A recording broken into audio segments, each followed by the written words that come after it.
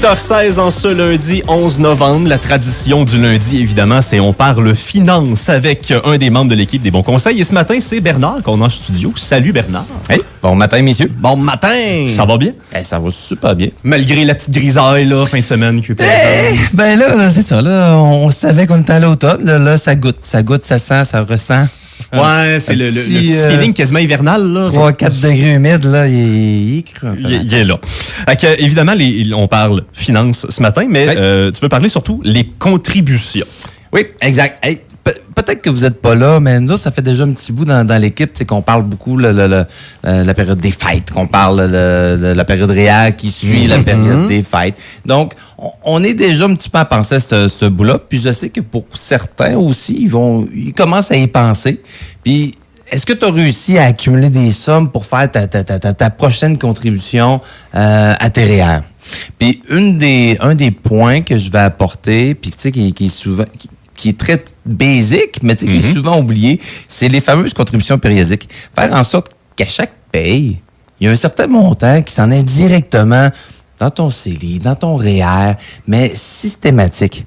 En fait, tu le vois pas trop passer, mais tu sais quand même dans ton conscient que ton argent s'en va là. Oui, exact. Puis t'as plusieurs particuliers ou t'as plusieurs travailleurs qui, si je ne m'abuse, leurs entreprises cautionnent aussi si tu veux mettre un petit montant, puis ça s'en va dans tes REER. Ça, c'est assez... Ça peut être commun quand même. Ben, excessivement. Puis certains entrepreneurs qu'on appelle des RPDB, dans le fond, les contributions, qui vont contribuer jusqu'à 100%, des fois même 150% de ce que l'employé va mettre. C'est une des priorités à faire. D'accord? Fait que ça, certaines entreprises le font. Mais même si on a ça, j'encourage quand même le contribuable puis le salarié, le travailleur autonome, de quand même se faire des versements. Si j'ai déjà un fonds de pension, ben souvent, je vais encourager les gens à l'envoyer dans leur CELI. Le CELI, puis à fausse croyance, les gens pensent des fois que le CELI est plus prudent, qu'on fait moins de rendement que dans un REER. Parce qu'il y a des institutions financières que quasiment automatiquement, ils poussent dans des genres de fonds à intérêt élevés qui peuvent donner dans certaines institutions là, du 1%, du en bas de 1%. Mais c'est pas nécessairement la réalité. Mais l'avantage de le verser automatique dans ton CELI, c'est qu'à la fin de l'année, si tu désires le transférer en partie ou en totalité dans ton REER, tu peux le faire. Si jamais tu n'as versé un petit peu trop dans ton CELI, puis à un moment donné, tu as une bad luck ou quelque chose qui revient chaque année, mais tu n'as pas pensé, hey, c'est vrai, j'ai mes pneus cette année. Après, il faut que je m'achète des nouveaux pneus d'hiver, j'en ai pour 1200$ de pneus. Je le prends où? Ben, je peux les ramasser dans le CELI, ce que je pourrais pas nécessairement aller faire dans mon REER. Et comme on a mentionné, quand ça part de façon systématique, qui partent 50$ par semaine, tu le sentiras pas trop sur ton budget, mais à la fin de l'année, tu vas t'avoir accumulé quelques mille que tu vas pouvoir faire ce que tu veux avec.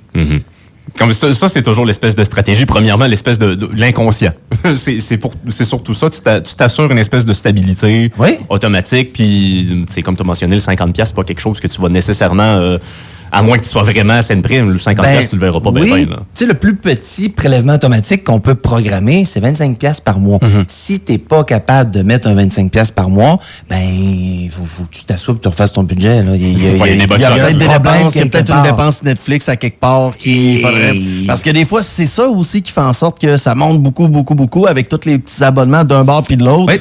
Puis c'est avec des petits montants qu'on fait de l'argent. Autant ce qu'on le voit justement de par ces applications-là que ça finit par faire une différence si t'es capable, t'as la discipline de dire, regarde, je me sers un petit peu, je prends 50, mais après ça, à la fin de l'année, t'es gagnant. Puis périodiquement, il va arriver des situations qu'on va en avoir un peu moins. Ça fait 4 ans que t'as pas de paiement de véhicule. Oh, le véhicule est dû pour changer. Tu viens de te rajouter un 600$ par mois. Ça se peut très bien pendant une certaine période que tu dois le diminuer, mais essayer de le garder actif. Puis une autre chose, tu sais, économiquement parlant, admettons, savoir le futur, on investirait toujours quand il y a des crashs, quand la bourse est au plus bas. Ben oui. Mais considérant que personne n'a cette fameuse boule magique, là. Ben, d'acheter périodiquement, là, si j'achète à chaque semaine, là, je peux me permettre quasiment à la limite d'être plus audacieux que je le suis en réalité parce que je vais acheter à tous les prix. La meilleure semaine de l'année, je vais acheter. La pire, de l'année, je vais acheter. Un peu, mais tu vas acheter. Mais je vais acheter pareil. Mais c'est pas grave. Parce que dans une année, là, il y a beaucoup plus de bonnes périodes, de périodes positives que de périodes négatives. Donc, si tu restes stable et que tu le fais toujours un peu, tu vas être gagnant sur le long terme. Je viens, dans le fond, beaucoup diminuer, aplatir les risques de pertes imminentes, fait que les grosses pertes rapides. Puis, je me sécurise, dans le fond, un revenu gagnant là, à coup sûr. Parce que j'achète, comme je dis, à tous les prix.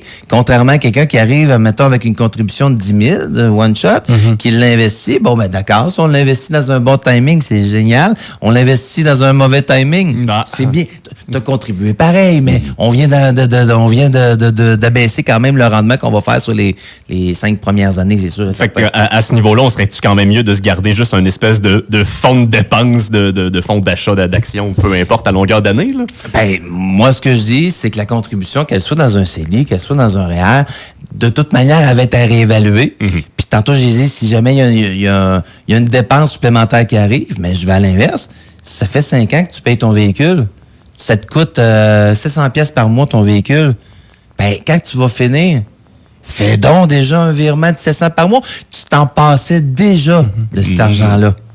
Puis de le mettre dans un REER, on s'entend, on peut l'attacher plus longtemps. Les gars, vous êtes jeunes, tu le places dans un REER, peut-être pour l'achat de la première maison, si c'est pas déjà fait, que vous allez pouvoir le réutiliser, mais sinon, pour la retraite, c'est encore loin. C'est pas la porte à côté tout de suite, là. Mais là, c'est le fun, j'ai un retour d'impôt, mais je vais revoir cet argent-là dans 35 ans, dans 40 ans. C'est attaché longtemps, mais tu le mets dans un CELI. Tu peux le réutiliser l'année d'après. 1 an, 2 ans, 3 ans. Oui, ça peut être sur du long terme, mais ça peut être sur du court terme aussi. Donc, de créer un virement automatique pour vos investissements, avoir, ça va dans un REER, un CELI app, ben, regarde, ça juge un peu avec votre situation.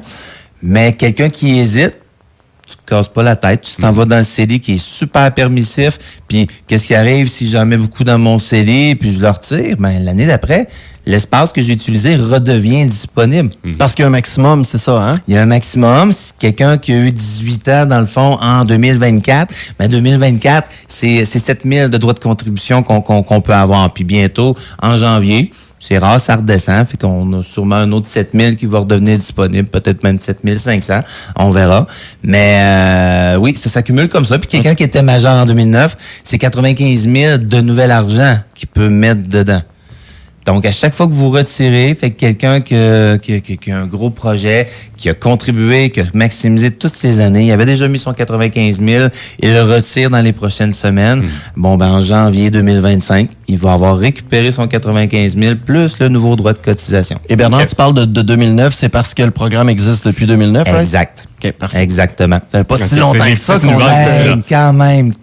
Fait que si vous étiez majeur en 2009, même pas besoin de faire vérification, c'est 95 000 d'argent que vous pouvez mettre dedans. Okay. Donc, les contributions périodiques, super bonne manière de profiter de la bourse. Ceux qui sont audacieux, prudents, là, tu sais, qui sont audacieux, mais c'est pas des gamblers qui vont acheter des actions pures, puis qui vont aller dans les choses qui ont une méga grosse fluctuation dans le temps. Ben, ça, c'est une bonne manière d'être audacieux, mais prudent aussi à la fois. OK. Bon, il y a une couple de conseils à surveiller dans tout ça. Puis évidemment, c'est chaque personne a une situation particulière. On ne l'arrête pas de le mentionner. Chaque situation financière est unique. Fait que pour être capable de bien évaluer la réalité de votre situation, bien évaluer les futurs projets que vous avez en tête aussi, de faire un petit survol des différentes finances, toujours bien nécessaire. Puis justement, si les gens veulent faire ce survol-là chez Les Bons Conseils, ben, site web, lesbonsconseils.com, ils vous appellent, prendre rendez-vous, puis essayer de voir si on est... Je me rappelle la cigale ou la fourmi que vous aviez utilisé aussi la dernière année. Est-ce qu'on est plus cigale ou plus fourmi, plus conservateur avec notre argent? Exact. Puis tu sais, de voir un peu le bon côté d'un et de l'autre. Là. Dans le fond, de voir, OK, j'ai une gestion super audacieuse, ben regarde, est-ce que tu réalises que ça, puis telle situation... quel fonds on va utiliser. Fait que des fois, on fait juste se remettre une petite affaire pour sécuriser le truc. Et à l'inverse, quelqu'un qui est trop prudent, à un moment donné, regarde, il faut prendre la table. Fait qu'on optimise pour pas être trop dans un extrême ou l'autre, puis pour être dans le bon équilibre. Et voilà. Yes. Tout est une question d'équilibre dans la vie, en effet. Fait que merci beaucoup, Bernard. Je voulais pas lier ton produit nécessairement à ça, là. M'excuse, Bernard. C'est lundi matin pour tout le monde. On va m'arracher la tête. À la prochaine, Bernard. Bon, bonne semaine. Desbonsconseils.com vous a été présenté par Éric Veilleux et son équipe située au 135-25 boulevard Lacroix à Saint-Georges. De la naissance d'un enfant au transfert d'un patrimoine, différentes stratégies s'offrent à vous. Parce que chaque situation financière est unique. Vous devez vous assurer d'en tirer le maximum. Notre équipe d'expérience est là pour vous donner les bons conseils dont vous avez besoin. Communiquez avec nous au 228-72-24 ou desbonsconseils.com.